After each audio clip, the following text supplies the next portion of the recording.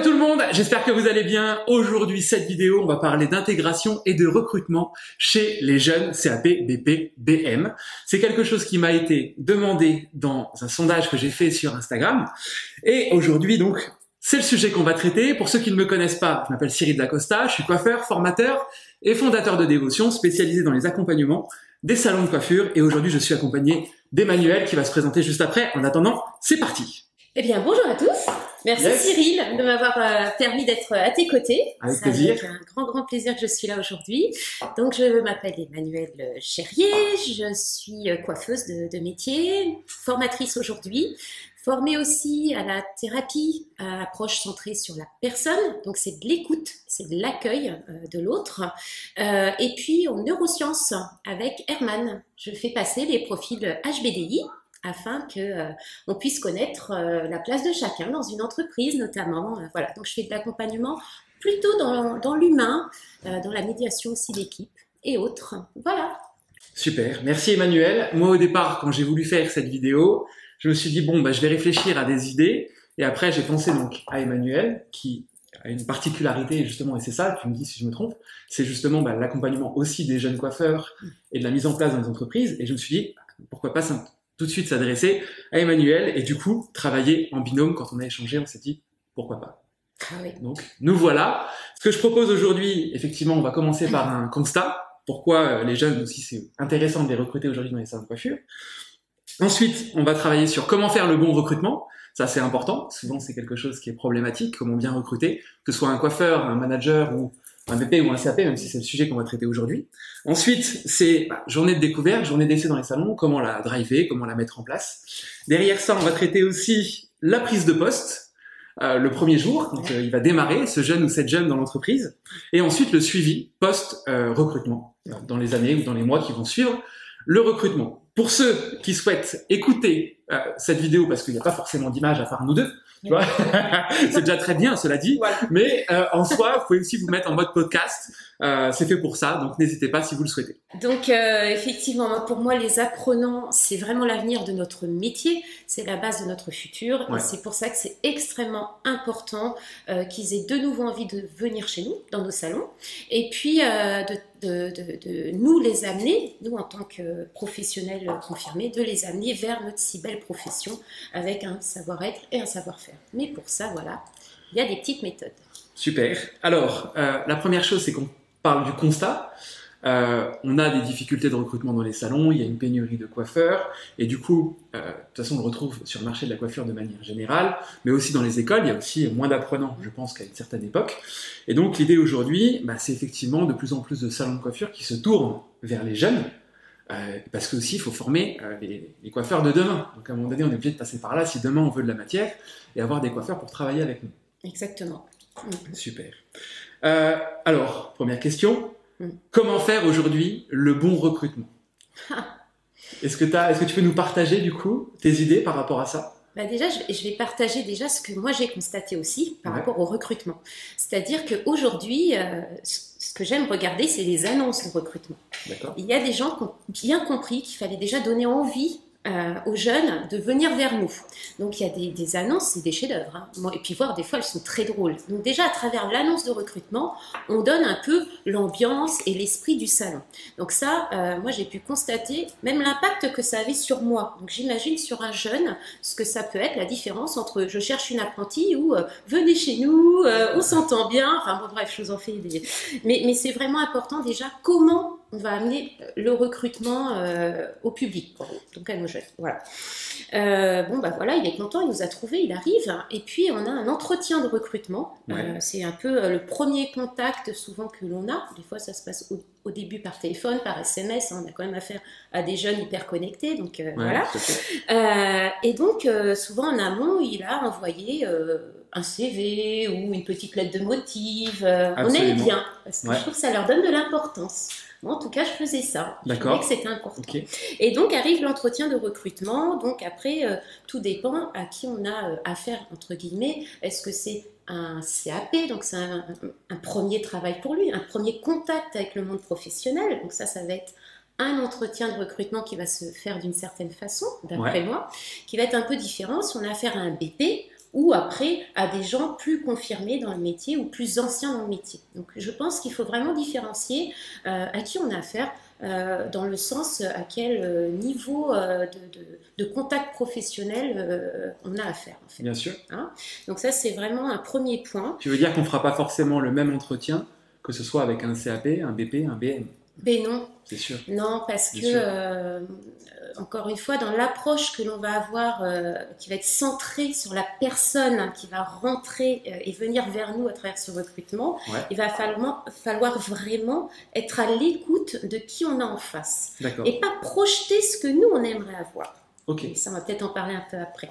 Mais en tout cas, c'est important d'accueillir la personne telle qu'elle est, avec ses expériences telles qu'elle a eues.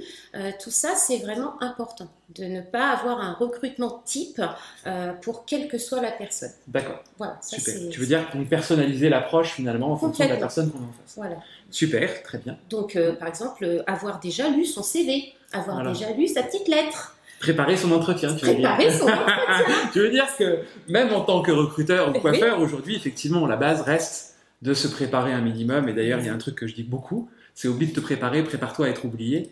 Et quand on a des jeunes ou des coiffeurs en face de nous qui, entre guillemets, retiennent pas forcément notre attention, c'est pas grave si on n'a pas préparé l'entretien. En revanche, si on tombe sur un coiffeur ou un jeune qu'on a envie de garder, pour qui on a un coup de cœur déjà dans un premier temps, c'est important d'être opérationnel et de pouvoir capter l'attention directement. Exactement. Okay. Lui montrer l'intérêt que l'on a pour lui. Super. Très bien, très bien. Voilà. Parfait. Je poursuis ou tu veux... Écoute, oui, alors je peux rebondir à ce moment-là là-dessus. Moi, effectivement, dans l'entretien de recrutement, il y a un élément qui est essentiel, enfin plutôt 4, je dirais aujourd'hui. C'est la première chose sur laquelle il faut s'intéresser, c'est le savoir-être. Et pour moi, c'est la première chose, et notamment chez les juniors, parce que c'est là-dessus qu'on va se baser. C'est la première chose, parce que en soi, le savoir-faire, au moment où on les rencontre, ils n'en ont pas forcément. Donc pour moi, le pilier vraiment chez les jeunes, CAP, même BP, c'est le savoir-être. Après, c'est s'intéresser au passé, d'où il vient, c'est quoi son parcours, dans les profs qu'il a pu avoir, divers et variés, quels sont les professeurs qu'il a aimés, quels sont les professeurs qu'il a aimés, ceux qu'il n'a pas aimés. Ça va nous donner des informations aussi sur la pédagogie, fondamentale pour le suivi. Et ensuite, il y a le futur, c'est comment il se voit le jeune dans 1 an, 2 ans, 3 ans, qu'est-ce qu'il attend d'un salon de coiffure. Donc vous l'aurez compris, en fait, pour moi aujourd'hui dans l'entretien, il y a 4 piliers, c'est le passé, d'où tu viens, poser des questions ouvertes bien sûr pour qu'il parle un maximum, et s'intéresser à son parcours scolaire, à son environnement aussi, sa famille, qu'est-ce que font tes parents. Ça c'est important, parce que ça nous donne aussi des idées sur qu'est-ce qu'il a vécu lui.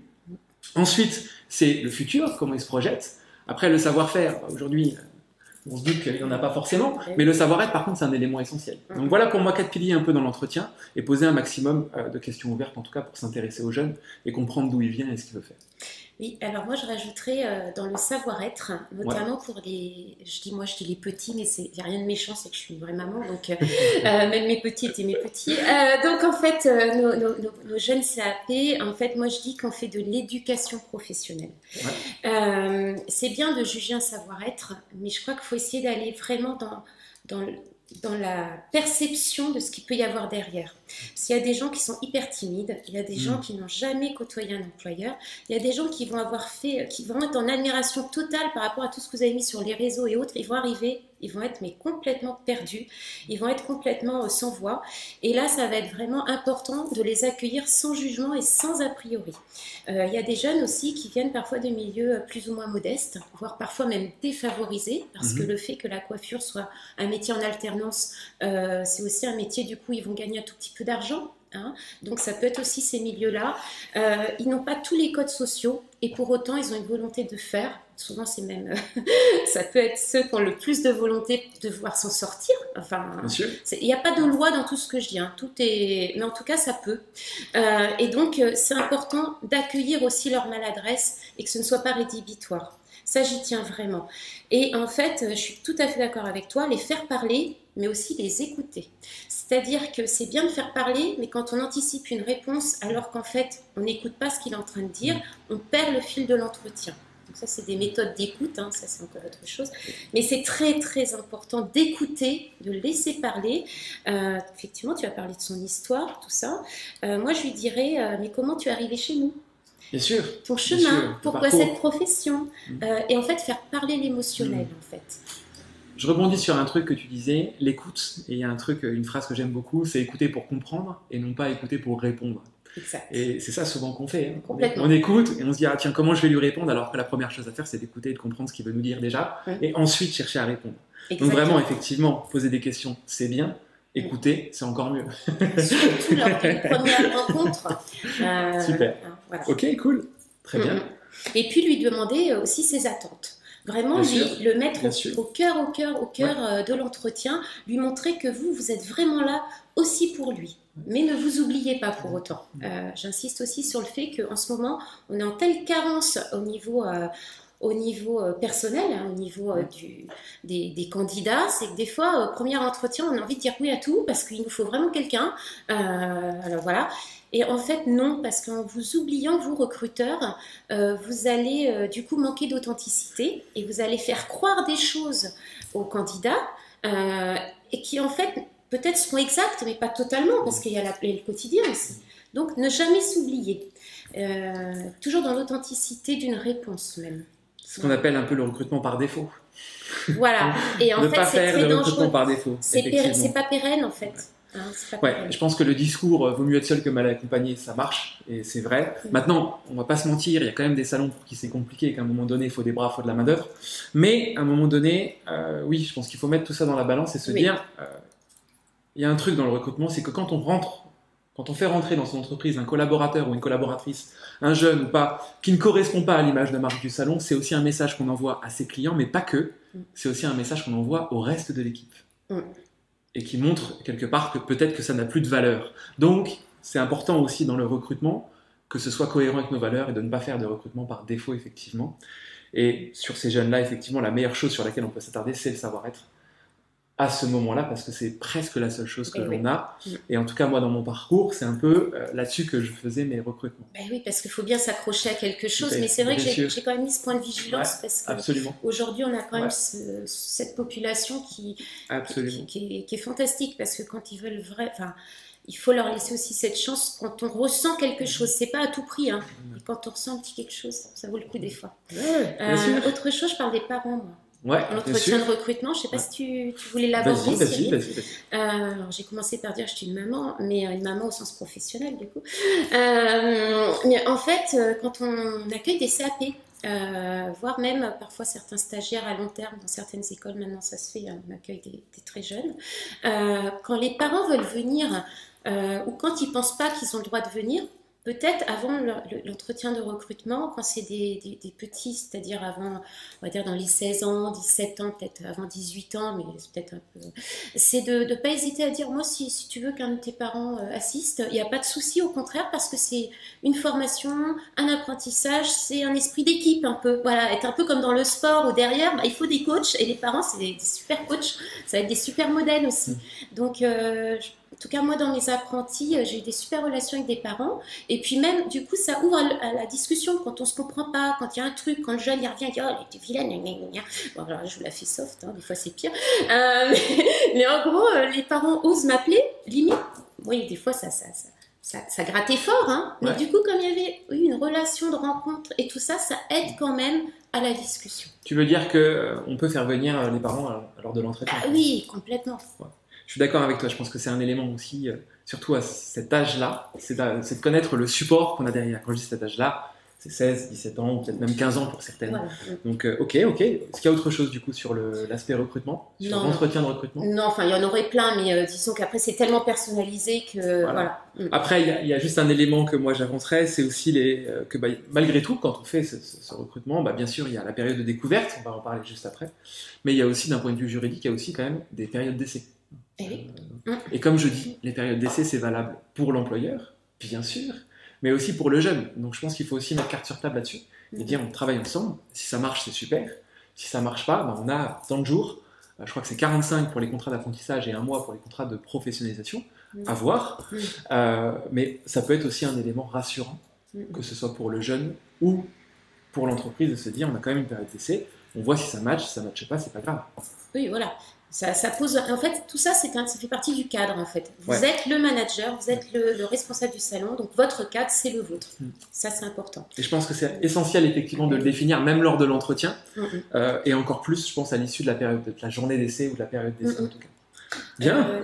Non, j'ai oublié, lors de l'entretien, quand même, si un truc hyper important, c'est hyper pratique, vous allez voir que c'est important, parce que quand même, on a affaire des cerveaux droits, donc tout est beau, ça, c'est autre chose, le cerveau droit, mais en tout cas, des gens qui ont besoin d'être un petit peu dans le factuel. Donc à la fin de l'entretien, on dit voilà, chacun a pu s'exprimer. Maintenant, on se fixe 3 jours, 4 jours, une semaine. Mais en tout cas, au bout de la semaine, il faut qu'on ait une réponse. Est-ce qu'on fait ou pas une journée d'essai ou de rencontre, hein.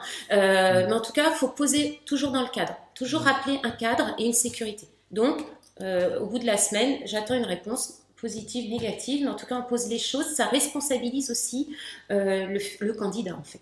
Bien sûr. Voilà, c'était juste ça. J'adore ce mot factuel.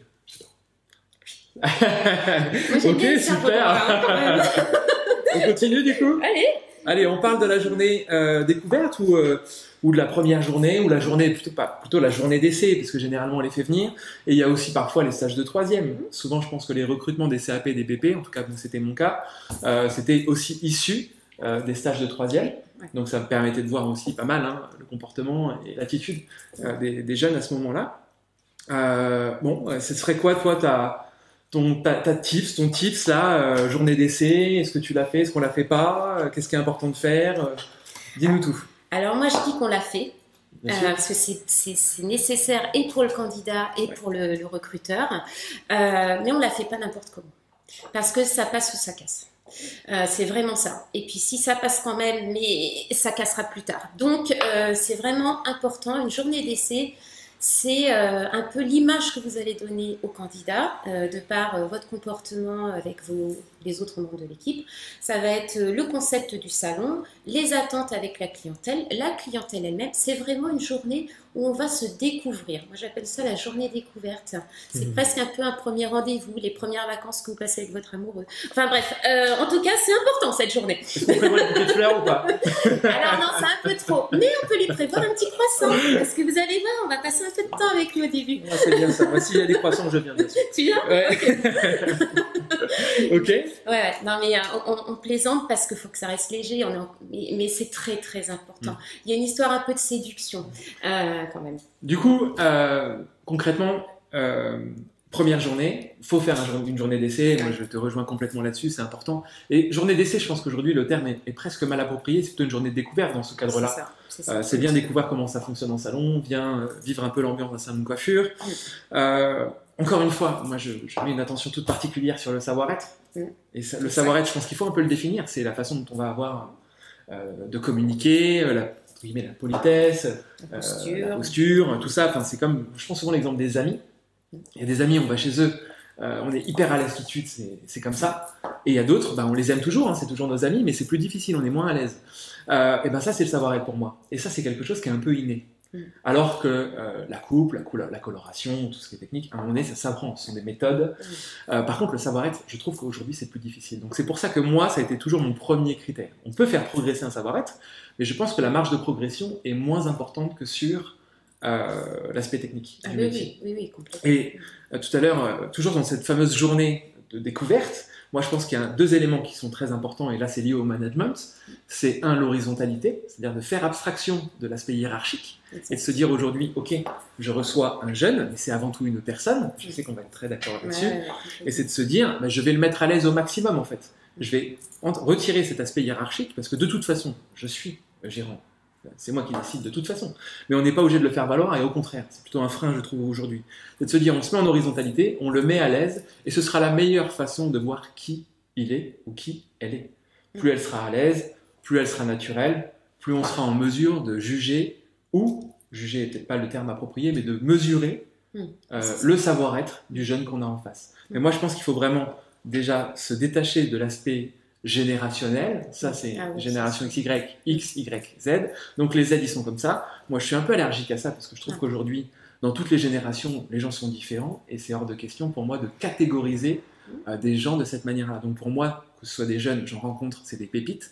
Et parfois, j'en rencontre des jeunes qui ne sont pas des pépites. Et puis l'inverse, je rencontre des moins jeunes qui sont des pépites et l'inverse. Donc je pense qu'il faut vraiment se mettre en horizontalité, le mettre en confiance pour avoir le maximum de son potentiel sur ces journées-là. Et ça passe, et je pense que tu vas être d'accord aussi là-dessus, sur au moins le matin, même sur la journée d'essai et de découverte, de prendre au moins une demi-heure pour faire le tour du salon, le mettre à l'aise et ne pas le faire en 15 minutes, quoi. Donc il faut vraiment positionner ça pour que ce soit le plus favorable possible, pour qu'on puisse nous mesurer et lui mesurer aussi chez qui il arrive. Alors, tout le croissant, hein, donc une demi-heure c'est le minimum pour moi, parce que ça va aller très très vite. Donc effectivement, là on va surtout voir le savoir-être. Je vais un petit peu parler de ce que j'aimerais ne plus voir, mais ça va être compliqué, parce qu'en fait on le voit encore. Si c'est alors c'est pareil, la journée de rencontre, j'observe une journée de rencontre, ça va être différent si c'est un niveau CAP, BP, BN, salarié et autres. Moi, je vais m'arrêter plutôt sur les niveaux apprenants parce que, voilà. Si c'est un CAP, c'est sa première, des fois, premier contact, sauf s'il a fait le stage de troisième, premier contact avec le monde professionnel. Effectivement, on n'est pas là pour dire c'est moi le chef, c'est moi qui décide, tu fais ci, tu fais ça. Le balai, j'insiste, les serviettes sont là, les serviettes sales, la spile est là, et puis le café c'est là, d'accord? Bon, bah moi je vais bosser. Voilà, 30 secondes, c'est fait, l'accueil est fait. Non, alors ça, j'aimerais qu'on voit plus ça, parce qu'en général, ils ne restent pas ces jeunes-là, parce qu'en fait, c'est vrai que quand tu me dis une demi-heure, alors moi je dis que c'est le minimum, une demi-heure. Moi j'étais même allée à 2 heures, je vais expliquer pourquoi. Parce que aujourd'hui, on a bien compris que l'urgence, c'est le recrutement. Tu veux dire quelque chose? Ouais, même sur la journée d'essai, de rencontre, de découverte. Ok, super. Oui, parce que c'est là où la séduction va faire son œuvre. D'accord. C'est là où le respect va s'installer. Ça va être un premier contact. On sait que l'humain, la première chose qu'il voit, des fois, on ne sait pas pourquoi il y a des gens, comme tu disais, on va être à l'aise ou pas à l'aise. Mais c'est vrai dans les deux sens.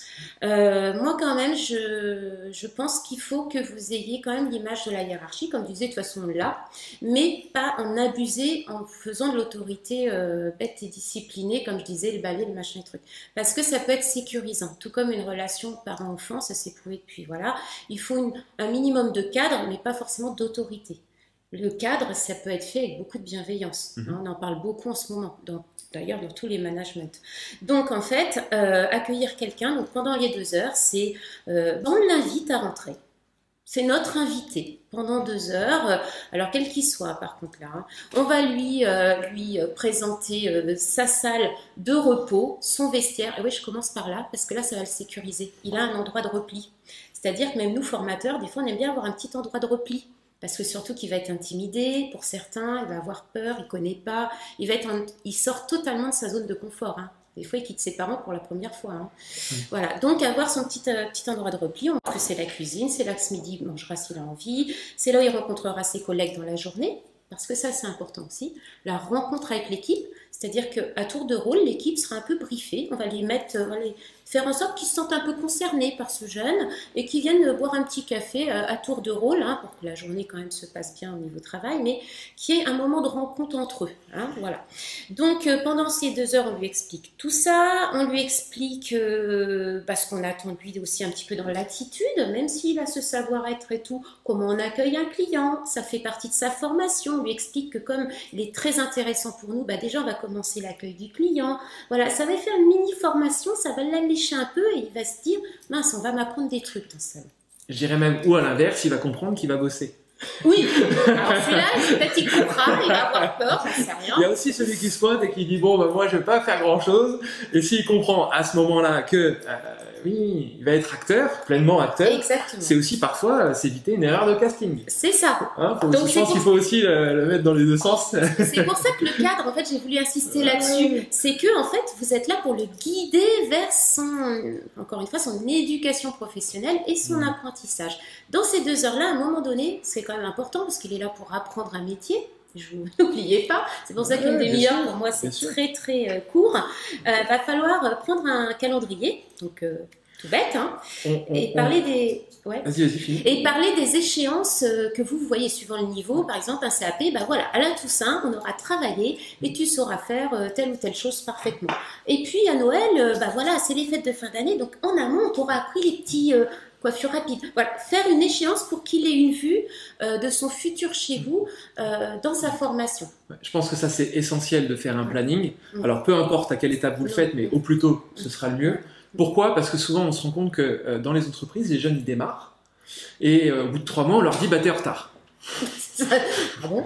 Donc, déjà, ils n'étaient pas au courant en amont qu'au bout des 3 mois, ils devaient être là. Donc, c'est pas grave en soi. Mais ce que je veux dire, c'est qu'effectivement, si on fait au départ un planning qu'on prend un peu de temps, certes, mais c'est semer pour récolter, c'est de se dire, bah voilà, en théorie, en décembre, tu devrais être là, en mars, tu devrais être là, en avril, tu devrais être là, juin, etc. Et au moins, ça permet de positionner sa progression et vous d'avoir aussi une notion de progression. Ça met tout le monde d'accord. Donc moi, je suis complètement d'accord avec ça. Établir un planning d'évolution et lui communiquer, qu'il l'ait même en main et qu'il puisse s'appuyer dessus, parce que c'est bien de dire les choses. C'est aussi bien de les avoir, donc, et de faire des points réguliers avec eux, avec lui ou elle, là-dessus. Et pour le coup, que ce soit CAP, BP ou BM. Et d'ailleurs, là, pour le coup, je rajouterais aussi quelque chose. Je rencontre beaucoup de managers ou gérants de salon de coiffure qui me disent, de toute façon, les jeunes ou apprentis, ou BP, CAP, peu importe, s'ils font pas de chiffres, c'est pas grave. Et pour moi, aujourd'hui, je vais dire quand même quelque chose, c'est que si, c'est grave. Parce qu'aujourd'hui, si un jeune ou un junior dans un salon ne fait pas de chiffres, c'est qu'il n'a pas de compétences. Donc pour moi, c'est le reflet des compétences. Donc oui, pour moi, on doit aussi objectiver et avoir des notions de chiffre d'affaires que doit réaliser quelque part les BP, les CAP, même s'il y a des aides de l'État, peu importe, pour moi, c'est synonyme d'un collaborateur qui a des compétences. Donc, oui, faire un planning, c'est essentiel. On ne demandera pas la même chose à un CAP qu'à un BP ou BM, bien sûr, mais en tout cas, il faut le conditionner aussi comme ça, parce que c'est le nerf de la guerre, et c'est révélateur des compétences. Un mauvais coiffeur ne fait pas de chiffres, à un moment donné.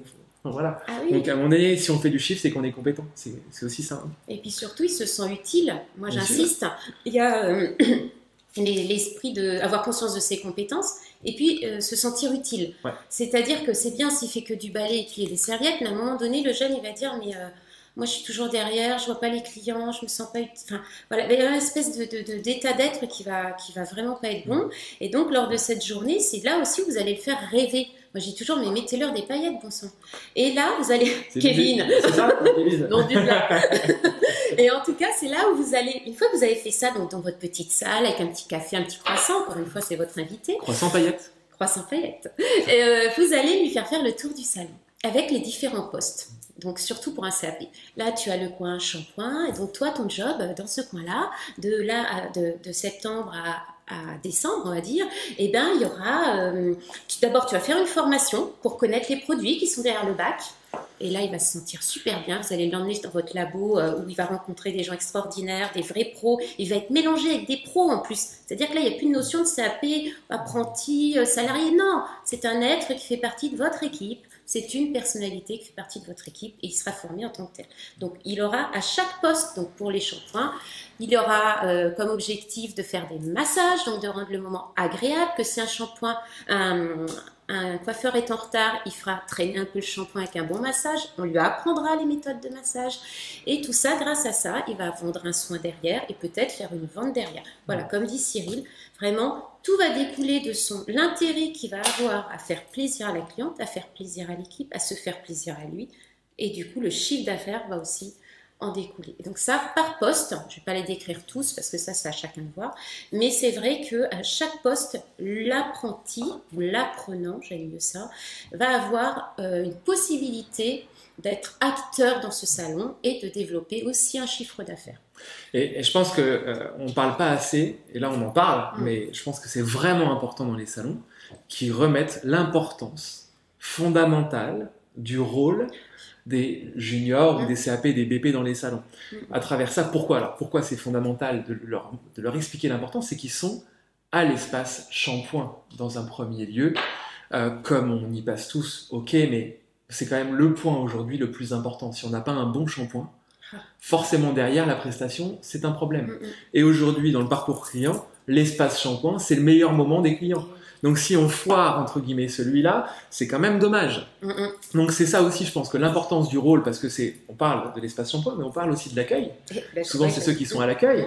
Et comme le dit le dicton, on a rarement une seconde chance de faire une bonne première impression. Et donc, là aussi, je pense qu'on doit être intransigeant et surtout former nos collaborateurs, quels qu'ils soient, et aussi nos CAP, nos BP à l'intérieur de ça, pour que l'accueil et au moins l'espace shampoing soit parfait. Oui. Et ça, c'est un élément essentiel. Et d'ailleurs, dans ce planning qu'on peut se faire avec les CAP, les BP et les BM, c'est de se dire aussi, noter des points de contrôle. Parce que moi, je pense qu'aujourd'hui, on leur fait confiance, bien sûr, mais la confiance n'exclut pas le contrôle. Donc, c'est de se dire à un moment donné, on sait que régulièrement, tu nous feras des shampoings, on t'en fera aussi pour jauger. Et d'ailleurs, je pense que ça, on doit le faire avec les CAP et les BP, mais aussi avec l'ensemble de ses collaborateurs. Encore une fois. De manière régulière. Contrôler, s'essayer, se faire les choses. Déjà, c'est aussi se faire plaisir, prendre soin de soi. Et c'est aussi se positionner en tant que client. Oui. Super, ok. Est-ce qu'il y a autre chose sur la partie journée découverte? C'est surtout que si, par contre, moi j'estime que si on a affaire à des BP ou des BM, en général, moi je demande qu'ils amènent 2-3 modèles. Enfin, ce qu'ils peuvent, peut-être un modèle peut servir à plusieurs choses. Dans la journée d'essai? Dans la journée d'essai. Très bien. Parce qu'un BP, moi j'estime qu'il a des compétences qu'il a dû acquérir. C'est aussi lui permettre de nous montrer ce qu'il vaut. Et ça, c'est important. Je pense qu'ils ont tous envie de nous montrer ce qu'ils savent faire. Ils sont comme ça. C'est quand même, quand ils veulent passer un DP, c'est qu'ils ont envie de continuer. Donc, par exemple, une application de couleur. Alors, je parle même pas de diagnostic. Ça peut être une application de couleur. Ça peut être un rinçage de couleur. Ça paraît bête, mais un bon rinçage de couleur, ça fait partie de la technique pour moi. C'est la brillance. Voilà. Et donc... Vas-y, continue. Pardon. J'entends des bips, alors je me dis. Il y a des bips un peu partout, on ne sait pas encore ce qui se passe, mais on verra bien après. On a normalement, c'est bon. Donc en fait, les BP, moi j'aime qu'ils me montrent. Souvent ils sont heureux. Alors ils ont très peur. Il faut être quand même un petit peu gentil, voilà. Encore une fois, les mettre à l'aise, comme tu avais dit. Voilà, pour une application de couleur, peut-être une coupe-pomme, leur donner la possibilité d'amener une coupe-pomme. Je trouve que c'est quand même le minimum. Et puis, s'il faut une application de couleur avec rinçage de couleur, c'est la même personne, leur demander de faire le brushing ou la mise en beauté coiffure avec. Donc du coup, plutôt 2 modèles. Donc lors de la journée découverte, il ne faut pas oublier le débriefing. Alors, écoute, je te propose donc qu'on enchaîne sur le débriefing. Donc dis-nous tout, le débriefing, fin de journée, la journée découverte ou rencontre comme tu l'as dit. Alors dis-nous comment tu la travailles toi, c'est quoi tes tips là-dessus? Alors très simple, on fait sobre, souvent ils sont épuisés. Les jeunes, là, ils sont fatigués, ils ont pris sur eux, c'était souvent épuisant. Ils sont vraiment sortis de leur zone de confort. Donc là, on s'assoit. Si encore une fois, les parents veulent être là, on les convie. Ça, c'est important. Sinon, le débriefing, c'est d'abord lui qui va parler. Alors, comment tu t'es senti, mon cher Cyril, après cette journée? J'ai l'impression que c'est une question ouverte. Oui, tout à fait. Des questions ouvertes. Comment t'as passé ta journée? Je t'écoute. Voilà. Qu'est-ce que t'as aimé, pas aimé? Voilà. Comment tu te sens là tout de suite? Allez, hop, ta météo intérieure, c'est quoi? Tac. Bon, bref, on lui parle avec des mots simples, soyons clairs. Et quand même, on refixe une échéance. Voilà, donc bien sûr vous exprimez. Voilà, moi j'ai perçu ça. Bon écoute, alors peut-être dans ta tenue par rapport au salon, à notre clientèle et tout, les jeans troués, bon, un peu mais pas trop, ou sinon accompagné de chaussures un peu. Voilà, on peut aussi lui donner un peu 2-3 indications sur ce qu'on attend de lui si il accepte le poste. Ça c'est bien de le dire avant. Voilà, on met notre petit cadre encore, mais on va pas s'étaler trop parce que ce n'est que la journée de rencontre. D'essai, on y en a déjà dit beaucoup, on l'a observé et autres, d'accord? Et on met une échéance, voilà, écoute, toi comme moi, c'est mieux quand même qu'on se dise les choses, donc je te dis dans 4 jours, ou une semaine, tu me dis si tu es OK pour intégrer l'équipe, ou moi, je te dirai rapidement si c'est OK aussi.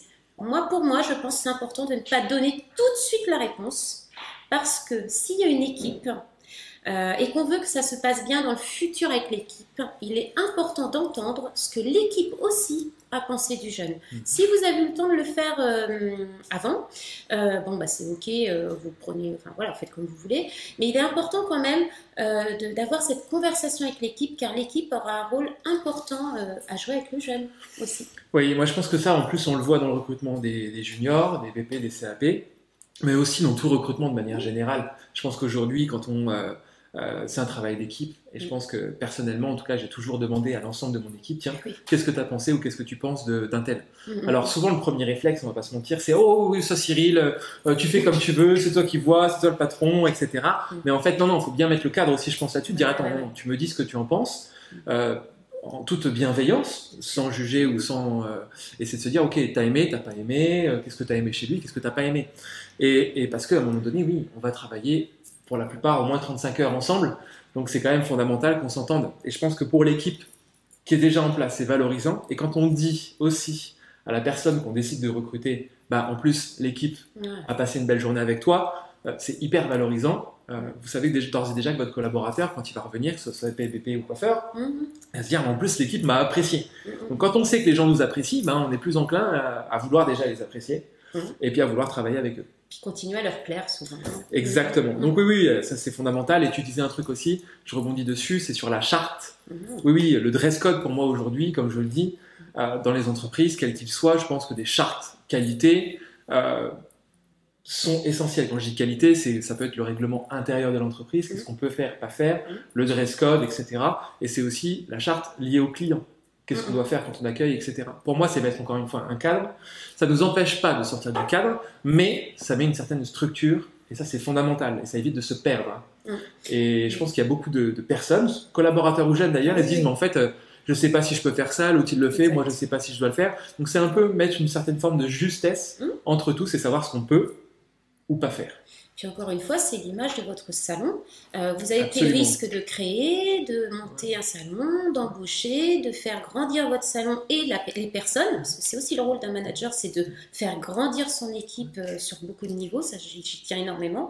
Et en fait, c'est important que du coup, cette image soit aussi la vôtre. Pour rebondir sur le fait de comment amener à dire quelque chose sur la tenue de quelqu'un, des fois on peut se sentir un peu mal à l'aise, des fois on peut être un peu maladroit. Encore une fois, faites-le avec votre ressenti. Expliquez aussi que c'est aussi pour prendre soin d'eux. Moi, j'ai eu le cas d'une jeune fille qui est arrivée et je pense que personne n'avait eu la bienveillance de lui dire des décolletés très très décolletée, une jeune fille magnifique d'une fraîcheur, donc heureusement elle n'était en rien vulgaire, mais pour moi elle pouvait se mettre en difficulté par rapport à certains clients ou clientes, et du coup prendre soin d'elle aussi, c'était moi quand je te vois, je vais te parler un peu comme si tu étais quelqu'un de ma famille. Non, tu n'as pas de décolleté, tout va bien. D'ailleurs, ouvre un peu le bouton. Non, bon, ça. Autre chose, c'est notre vidéo. Plus tard.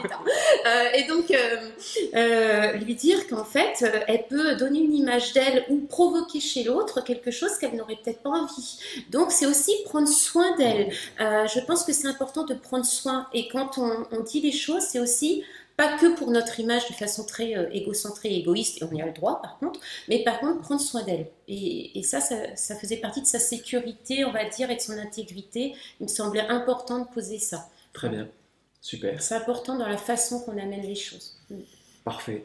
Je rebondirai sur un élément. Je reviens un peu sur un élément qu'on a dit précédemment. C'est à l'issue de la journée, le débriefing, on va poser donc des questions ouvertes, on l'a dit. Mais il y a un élément que je vois beaucoup dans les salons et au contact des managers, c'est oui, même si on dit, tiens, comment tu as vécu ta journée, souvent ils vont répondre, bien. Bien, ou oui, c'était cool. Et l'idée, moi je vous donne des pistes, c'est de dire, c'est-à-dire, est-ce que tu peux développer ou dis-moi en plus. Pour moi, c'est trois choses qui vont vous permettre de creuser et d'en savoir un peu plus. Bien, ok. C'est-à-dire, qu'est-ce que tu as bien aimé, pas aimé, ok. Et si tu l'as aimé, pourquoi tu l'as aimé, etc. Donc c'est vraiment, je pense qu'aujourd'hui, il faut vous préparer au moins 3 questions ouvertes et de vous préparer à ce fameux « et donc, est-ce que tu peux développer ?» C'est-à-dire. Et ça, c'est 3 éléments qui vont vous permettre vraiment de creuser encore plus si jamais vous avez quelqu'un en face qui est un peu timide. Super. Le fameux « qui es-tu » Qui es-tu? Qui es-tu? Et qui es-tu? Vous le faites 7 fois, vous allez voir que la personne, ça la pousse dans ses retranchements. Ah ouais? Qui es-tu 7 fois? Ok, très bien, tu as fait 3 fois. Force pas. Tu n'as pas répondu, mais c'est une autre vidéo aussi. Ok, très bien. Super. Bon, top. Est-ce qu'il y a autre chose là sur... Non, parce qu'en plus... C'est pas mal. Ok. Prise de poste, du coup, là, le CAP, BP, BM, on a validé, on a fait la journée de rencontre, ça s'est super bien passé, on est content, donc elle commence là, on va dire 4-5 septembre, hop, elle démarre. C'est quoi cette première journée? Comment ça se passe? Alors, comment ça se passe? Bah, moi, je refais. Alors, si vous avez déjà pris 2 heures lors de la journée d'essai, vous ne reprenez qu'une demi-heure, hein, parce que vous avez déjà montré plein de choses. Okay. Tout dépend Super. comment vous sentez aussi. Encore une fois, c'est vous. Il ne faut pas vous oublier dans cette histoire. Mais voilà, donc une demi-heure, on lui dit bah, bienvenue. Alors, tu dis qu'on l'a accepté, mais elle nous a accepté, ou lui nous a accepté, l'apprenant ou l'apprenante. Ça va dans les deux sens. Aujourd'hui, c'est ça. Hein. Attention, bien sûr, il faut les séduire, hein, nos jeunes, hein, parce que c'est pas un public facile. Hein.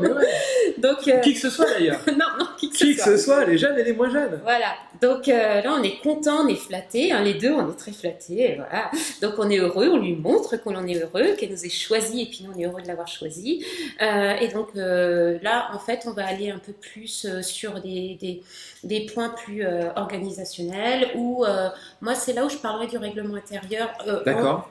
Plus développé, on l'a un petit peu abordé pour pas qu'il y ait de surprise ou de mauvaise surprise, mais c'est là où on va aborder le téléphone portable, les pauses cigarettes, quand est-ce qu'on se fait coiffer, quand est-ce qu'on coiffe maman et son modèle, comment, voilà, on va aborder des points un petit peu plus d'organisation, mais qui peuvent être des points qui fâchent. Donc c'est mieux de les aborder et de s'y tenir avec un cadre un peu ferme. Bon, après, ça rejoint un peu le planning. Oui, c'est qu'est-ce qu'on peut faire, qu'est-ce qu'on peut pas faire. Exactement. Donc ça, moi je mets ça dans le règlement intérieur, mais après, voilà, vous voyez, hein, c'est votre salon. Et puis on va aussi parler. Souvent, on aura reçu le calendrier des cours avec l'école. C'est des apprenants. Hein. L'école nous aura envoyé le planning et les semaines de cours ou les jours de cours suivant l'organisation. Et en fait, c'est là où on va faire les horaires, avec ou sans cours. Puisqu'ils doivent faire 35 heures quand ils ont cours ou 35 heures quand ils n'ont pas cours. Donc, leur jour de repos quand ils ont cours, si le cours c'est le lundi. Voilà, c'est à ce moment-là où on va se poser. C'est pour ça qu'une demi-heure, bon, faut voir si ça suffit. Mais en tout cas, c'est important que... Poser tout ça, c'est sûr. Voilà, il faut vraiment que ce soit fait au début parce que ça le sécurise. C'est son cadre de référence et ça, c'est hyper important. Il sort de sa zone de confort, mais surtout, dans cette sortie de zone de confort, on le sécurise et on l'accompagne. C'est le rôle aussi du manager. Et puis, on lui exprime nos attentes, là, franchement, clairement, qu'il va gagner... Oh, moi, je suis peut-être un peu vieille France, je ne sais pas, mais je l'assume complètement. C'est un peu du donnant-donnant. C'est une formation où c'est des apprenants qui vont gagner un petit peu d'argent. Alors, certains diront pas assez, mais bon, c'est aussi une formation derrière. Il y a des gens qui payent des écoles privées pour devenir coiffeur. Alors ok, ils ne travaillent pas, ils font des stages et autres, mais ils n'ont aucune rémunération. Là, c'est dans un contexte, si c'est un contexte d'apprentissage ou de contrat pro, ou voilà, où ils vont gagner un petit peu d'argent. On va les former sur notre temps de travail, voire des fois en dehors de notre temps de travail. Moi, je formais souvent après pour vraiment consacrer qu'à eux. Eh bien, c'est aussi un peu du donnant-donnant. Au début, tu vas gagner un petit peu, comme tu as dit, le chiffre d'affaires en vendant, tout ça. Bon, bref, on en a déjà parlé, faisant des massages, des soins. On va peut-être lui créer un service pour lui, des soins plus profonds, des soins spa, enfin voilà, tout ça, c'est à vous de voir. On va créer des choses pour qu'il se sente vraiment utile et qu'il amène un chiffre d'affaires. Mais par ailleurs, il va falloir aussi qu'il fasse un petit peu, notamment au début quand même, une part de aider, d'après moi, au bon maintien du salon. Il ne faut pas que ce soit que lui qui le fasse. Alors quand je dis ça, c'est une collègue qui est à la caisse, qui n'a pas eu le temps de manger le midi, qui a répondu au téléphone et tout, il y a des cheveux, bah, on se rend service. Mais c'est vice-versa, c'est donnant-donnant. On se rend service. Hein, on le forme, il est un tout petit peu payé, bah, il gagne un peu sa croûte. Voilà. Pour moi, je trouve que c'est aussi une philosophie de vie, de travail. Ouais. Je trouve que c'est important, mais il ne fait pas que ça. C'est pas lui qui nettoie les WC tout le temps. Non, mais s'il voit quelque chose, il peut y aller quand même. On lui montre où sont les produits d'entretien. Enfin, voilà, tout est dans la nuance. Et, encore une fois, c'est de la justesse. Enfin, voilà, c'est aussi du respect. Et on se doute qu'un jeune SAP, BP, qui démarre forcément, il est moins en clientèle. Donc il y a forcément un rôle qui va être prédominant sur l'aspect gestion organisationnel du salon, mais je pense qu'il faut aussi revaloriser cet aspect-là. Exactement. C'est de se dire aujourd'hui, bah oui, c'est fondamental, c'est l'un des postes presque les plus importants. Donc c'est pareil, ça dépend de toujours comment on présente les choses. Et quand on parle de délégation, notamment en management, c'est de se dire, quand on délègue quelque chose, est-ce qu'on présente en disant ça j'ai pas envie de le faire et c'est toi qui vas le faire, première chose, et c'est souvent comme ça qu'on le présente, ou on leur dit bah tiens, aujourd'hui il y a un rôle à prendre, c'est celui-là, est-ce que ça t'intéresse de le prendre? Pourquoi c'est toi que je choisis? et quelles vont être tes attributions et comment ça va se passer. Et je pense que c'est ça qu'il faut aussi repositionner, revaloriser ce qu'on confie, peu importe, que ce soit CAP, BP ou collaborateur, parce qu'on est tous collaborateurs, mais ou coiffeur expérimenté. Je pense que quand on délègue quelque chose, quand on a un rôle, il faut le valoriser comme il se doit. Et c'est très valorisant de gérer le développement d'une entreprise. Mais encore une fois, il faut le présenter comme tel. Et puis en plus, dans le programme du CAP, il faut le savoir, l'hygiène fait partie du CAP. Donc je reviens aux trucs qui font pas plaisir, parce que c'est sûr, si vous leur apprenez à faire des massages, ils vont être très heureux. Mais les trucs qui peuvent être source de conflit, dans le CAP, il y a comment on tient une entreprise au niveau hygiène. La désinfection des outils, désinfection des sols et autres. Ça fait aussi partie du CAP. L'expérientiel, mais il ne faut pas encore une fois qu'il fasse que ça, c'est hors de question. Mais lui, tourner d'une façon de, par l'expérience, tu apprends aussi à maintenir une entreprise au niveau de l'hygiène. Et puis, tu découvres aussi les produits. Moi, quand ils faisaient les stocks, ils comptaient les tubes, et en fait, ils apprenaient les nomenclatures du coup des couleurs. Voilà, il y a toujours un plus, un moins, mais voilà. Il faut varier les plaisirs. Je pense que personne n'aime le monotâche, et je pense que c'est la même chose. Exact. Donc ça, c'est important de le signaler. Moi, il y a un autre élément dont je voulais parler, c'est le tuteur ou la tutrice. Forcément, les CAP et BP, ils ont des tuteurs et des tutrices qu'on doit définir. Et moi, il y a un élément important aussi, c'est que ces fameux tuteurs ou tutrices, quand ils vont former en partie, tout ou partie, parce que des fois, même si on a un tuteur, on a aussi toute l'équipe qui contribue à la formation des nouvelles générations, c'est de se dire, oui, il faut aussi les former à la pédagogie. Je veux dire, à un moment donné, c'est bien de leur dire, tiens, tu vas former cette personne-là, mais je pense qu'il y a aussi des bases en pédagogie qu'il faut comprendre avant de faire ça. Donc des fois, oui, ça échoue parce qu'on n'a pas la pédagogie. Et c'est comme le métier de formateur. À un moment donné, ça s'apprend, c'est de la pédagogie, c'est un processus. Et ça aussi, je pense que sans faire une formation de 3 jours avec les tuteurs, mais je pense que c'est fondamental qu'ils aient ou qu'ils reçoivent une formation là-dessus, de se dire, tiens, comment je transmets les informations, comment je prépare la personne à recevoir les informations, quel biais j'utilise. Et ça, pour moi, c'est aussi un élément fondamental. Donc, le tuteur ou la tutrice, faut qu'elle soit formée à la pédagogie. Et tout ça, on le voit aussi dans la partie management. Parce que dans le management, pour moi, il y a aussi énormément de pédagogie. Et à la fois, il faut que ce soit sur le volontariat, le tuteur. Volontariat ou accepter. Peut-être qu'ils n'y ont pas pensé, puis quand on leur propose, ah oui, c'est une bonne idée. Voilà. Mais en tout cas, c'est pas, écoute, j'ai besoin de CAP, des fois, quand on a plusieurs salons, on arrive un peu, et donc j'ai besoin de beaucoup de tuteurs pour mettre sur le dossier. Non, c'est vraiment, il faut que ce soit un rôle qui soit vraiment valorisé, ce rôle de tuteur, que la formation se soit sur le temps de travail du tuteur. Parce que moi, j'ai vu des tuteurs qui ne mangeaient pas, par exemple, le mercredi midi pour former l'apprenti.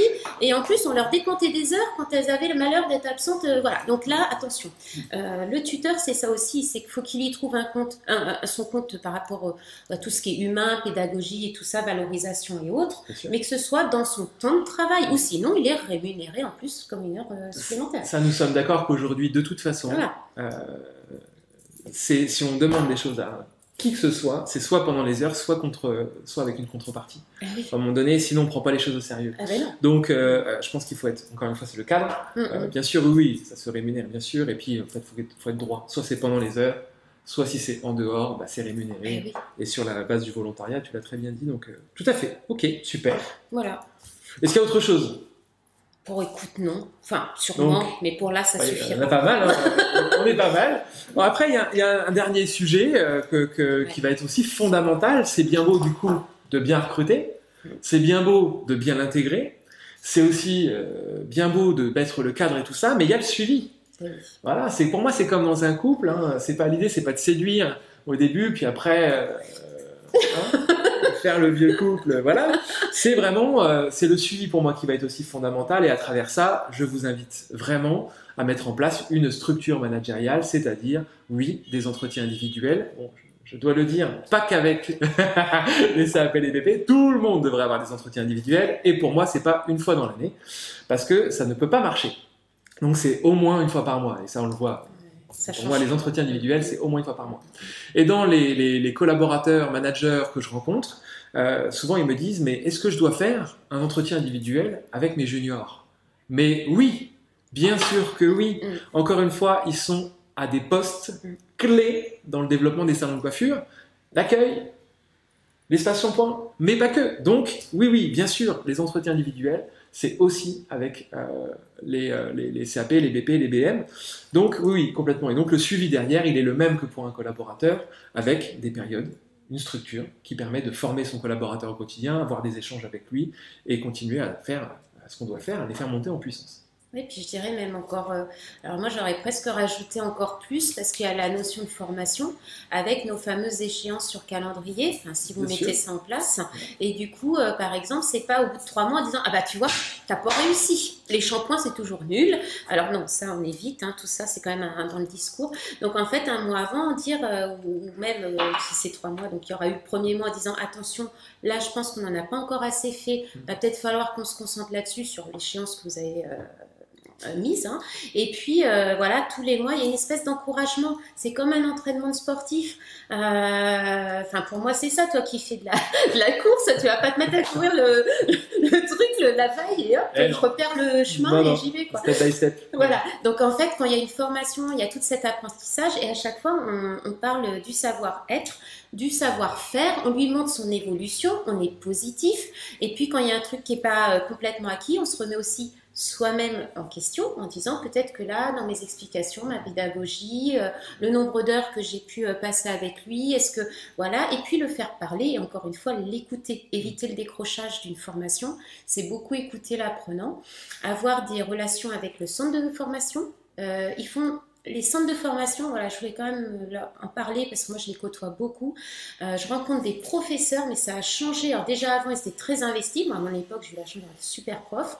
Mais alors là, ils leur mettent à disposition des formations de fou pour les élèves et quels que soient les secteurs. Hein, c'est pas ceux-là, ils sont riches, ceux-là, non. Tous les lycées professionnels, les centres de formation, vraiment, ils font un boulot de fou et ils sont vraiment en contact avec les maîtres d'apprentissage. Sauf que les maîtres d'apprentissage, et là je râle, ne vont pas aux réunions. Voilà. Ça des fois, ils organisent sur jusqu'à 20 heures des réunions, des job dating ou des rencontres apprentis-profs, tout ça. Et bien, les chefs d'apprentissage n'y vont pas. Les maîtres d'apprentissage n'y vont pas, disant qu'ils sont chefs d'entreprise, qu'ils ont autre chose à faire. Ben, je suis désolée. On a quelqu'un qui travaille, quelqu'un qu'on forme, on touche des aides là-dessus, bah, je suis désolée, vous prenez 1 heure, vous n'avez pas le temps d'aller à toute la réunion, mais vous faites acte de présence quand même, c'est le respect pour votre apprenant, c'est le respect pour les professeurs et c'est le respect pour l'équipe. Vous êtes présent. C'est partie voilà, du job. C'est un petit peu mon petit coup de... comme ça. Pas content. Je suis pas contente. Non, okay, mais c'est important, on ne peut pas exiger des autres ce qu'on ne fait pas soi-même. Ah, l'exemplarité, n'est-ce pas? Exactement. Voilà. Et ouais. Ah, ben, très bien, très bien. Écoute, est-ce qu'il y a autre chose que tu voulais aborder? Non, toujours les parents. Vous allez dire que j'y pense. Et voilà, dans le suivi, souvent c'est les premiers modèles. N'hésitez pas à les mettre un peu à contribution, mais sans dire du mal forcément de l'enfant. Ça, c'est important. Parce que ça reste des parents. Les mettre plutôt en situation de coach. Ah, vous avez de l'importance, vous aussi, vous vous rendez compte, quand il rentre fatigué, qu'il a mal aux pieds, il n'en peut plus, parce que les premiers mois, ils vont pleurer leurs pieds. Moi, je me rappelle, je pleurais, c'était horrible. Eh bien, une maman, alors je sais que beaucoup travaillent et autres, mais une maman qui dit, j'entends que t'as mal, ma fille ou mon garçon, eh ben, viens, tiens, je te fais un bain de pied. Voilà. Bah, ça paraît tout bête, hein, c'est du gros sel dans une bassine, mais n'empêche qu'il se sent soutenu, le gamin. Eh ben. Non, mais voilà, c'est vous mignon. allez dire que je suis... mais moi, je leur mets un petit coup quand même sur le nez de temps en temps, mais il faut prendre soin d'eux parce que c'est des jeunes, c'est des petits hauts, c'est leur premier. Enfin voilà, c'est bienveillance. On a compris. Okay. Super. Moins de fer dans un gant de velours. Ah ouais, très important, très important. Et je rebondis là-dessus souvent. Et ça, en management, moi je l'utilise beaucoup. C'est bien de dire ce qui va. Et pour moi, il n'y a rien qui ne va pas. Voilà. Il n'y a que des choses qu'on doit améliorer, des points à travailler, mais il n'y a rien qui ne va pas. Et autant qu'il n'y a pas de problème, il n'y a que des solutions. Donc en fait, pour moi aujourd'hui, quand on a ce genre de dialogue, que ce soit avec, encore une fois, des CAP, des VP ou des collaborateurs qui ont plus d'expérience, c'est de se dire aujourd'hui, bah tiens, ça c'est super, il ne faut pas l'oublier de le dire, le ça c'est super, parce qu'on ne le dit pas assez et il y a un manque de reconnaissance. Le ça c'est super, il faut le dire, mais c'est, voilà, le focus il est là. On va travailler là-dessus, ça c'est génial, mais on va travailler aussi là-dessus. Et encore une fois, je trouve que l'idée de ce planning dont on parlait tout à l'heure avec des échéances, pareil, je pense que par rapport à ces échéances-là, bah, c'est un bon support pour dire bravo, t'as réussi et tiens, il faut qu'on travaille là-dessus. Et pourquoi pas derrière mettre des systèmes de récompense autour de ça pourquoi pas? C'est aussi une façon de challenger ces CAP, ces BP et puis d'autres aussi, il y a encore d'autres moyens. Oui, et puis n'oublions pas que ce sont tous, hein, par contre, ils sont hyper connectés, ils s'y connaissent beaucoup plus que tout le monde ici en Instagram, en TikTok, en Facebook, ils n'aiment pas trop, il paraît que c'est pour les vieux, alors, je suis trop sur Facebook, j'ai 47 ans, c'est pour ça. Mais bon, bref, et donc ils sont à fond, quoi. Et pourquoi pas leur donner cette responsabilité? C'est déjà, ils ont un petit peu de temps pour vous voir travailler et autres, ils ont des idées, alors ça, ils en ont plein, ou pas, mais des fois, ils en ont, hein. Ouais. Des fois, elles sont bonnes, puis des fois, elles sont moins bonnes. Donc, toujours avoir un droit de regard, quand même. Bien sûr. N'autorisez rien sans avoir vu avant. La confiance n'exclut pas le contrôle. Ouais, exactement, le contrôle. Mais voilà, je vais juste terminer là-dessus qu'ils ont forcément des compétences que nous, peut-être on ne soupçonne pas, mais en tout cas, effectivement, tout est expérience. Alors, je rebondis sur un truc, effectivement, sur l'aspect digitalisation. Oui, alors, il y a quand même un élément. Oui, les jeunes sont plus enclins à travailler sur le digital. Cependant, tous les jeunes n'y sont pas. Et je vais aussi distinguer une chose, c'est que moi, par exemple, je fais de la course à pied, mais je suis pas professionnel. Ah oui. Je suis amateur. Oui. Donc, je fais de la course à pied de manière... c'est un loisir. C'est pas professionnel. Donc, pour moi, même les jeunes aujourd'hui, oui, bien sûr, ils sont plus enclins à le faire, mais il faut quand même leur demander s'ils ont envie de le faire. Ah bah oui, bien sûr. Nous sommes d'accord là-dessus. Et c'est aussi les former. Parce que communiquer sur Instagram ou les réseaux, quels qu'ils soient, de manière en loisir, c'est une chose. Communiquer professionnellement avec une stratégie et des enjeux économiques forts, parce que la vitrine digitale est puissante, c'est autre chose. Donc oui, bien sûr, les jeunes, c'est génial, mais formez-les. Et toi, tu n'en as pas eu de formation? Si, bien sûr. Oui, je l'ai vu, hein. Donc, mais vraiment, au-delà de ça, c'est de se dire, oui, ils sont plus enclins parce qu'ils sont jeunes, mais il faut arrêter, il faut les former. Et aujourd'hui, c'est ça le point essentiel. Et j'en vois beaucoup qui me disent, ouais, mais ils sont jeunes, ils veulent même pas le faire. Mais oui, parce que ça se trouve, ils n'ont pas envie de le faire, et ça se trouve, ils n'aiment pas le faire. Donc après, il faut comprendre pourquoi ils veulent pas le faire, et si on leur donne, s'ils ont envie de le faire, mais formez-les. Parce que c'est deux stratégies différentes. Exactement. Il y a la nana qui fait des brushings à ses copines le week-end, et puis il y a la coiffeuse qui fait des brushings. C'est quand même pas la même ambiance normalement. Normalement. Alors, on espère. Pour ça, il faut former ses équipes. C'est ça.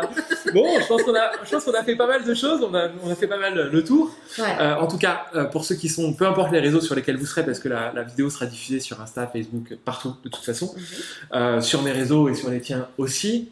Si vous avez des questions, mettez-les dans les commentaires et on tâchera d'y répondre.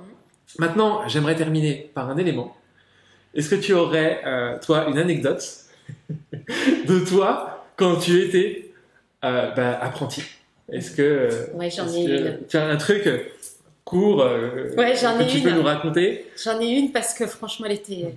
Alors en fait, à l'époque, donc c'était il y a il y a longtemps, en fait, on utilisait encore la moelle de bœuf en soin derrière le bac. C'est ça. Oui, c'est de la vraie moelle de bœuf. Sauf que quand on vous dit ça, vous dites, c'est comme maintenant aujourd'hui le Botox, je sais pas quoi, bon bref, donc j'étais jeune, en plus j'étais spécialisée dans les massages au bac déjà, donc j'y vais, je fais le shampoing, mais fais la moelle de bœuf, ok, alors je fais la moelle de bœuf, et là je mets les mains dans le pot de moelle de bœuf, et je sens tous ces petits grains bizarres, tout gluants et tout gras.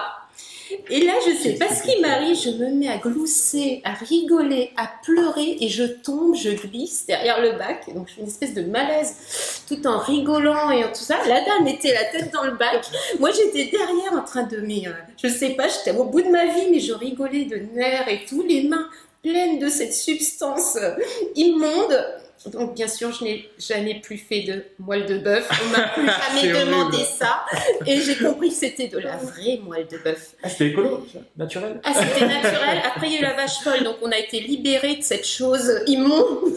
Mais voilà, petite anecdote. Et toi? Génial. Alors, moi, c'est là où je me disais, franchement, ils ont vraiment cru en moi dans l'apprentissage. C'était le premier poste. Enfin, j'ai commencé mon CAP et j'ai fait le début de mon apprentissage dans un salon qui était à Compiègne. Et puis à un moment donné, ça devait être mes premiers jours, tu vois. Et la nana, la coiffeuse, ma responsable à l'époque, me dit, tiens Cyril, le temps que j'avais préparé, je crois que c'était de la coloration pour sa cliente, elle avait fait la coupe avant, je sais pas trop quoi, elle me dit, est-ce que tu peux sécher les cheveux de ma cliente naturellement? Et moi, ne sachant absolument pas ce que c'est qu'un séchage naturel à ce moment-là, je bougeais les cheveux de la cliente sans sèche-cheveux. Donc, et là, il y a ma maître d'apprentissage à ce moment-là qui vient et qui me dit, Cyril, bah, prends un sèche-cheveux. Et moi, j'allais, et là, je me dis, waouh. Donc, là où je veux en venir, c'est que franchement, à ce moment-là, je crois qu'ils auraient pas misé un copec sur moi. Mais bon, je pense que j'en suis pas trop mal sorti, mais ce que je veux dire, c'est que, oui, il y a aussi ça dans l'apprentissage. Des fois, ne pas juger encore une fois, c'est que, bah, moi, ça, je savais pas ce que c'était, mais par contre, j'en ai ri et j'en rigole encore parce que je me dis, mais ils ont vraiment dû me prendre pour un débile.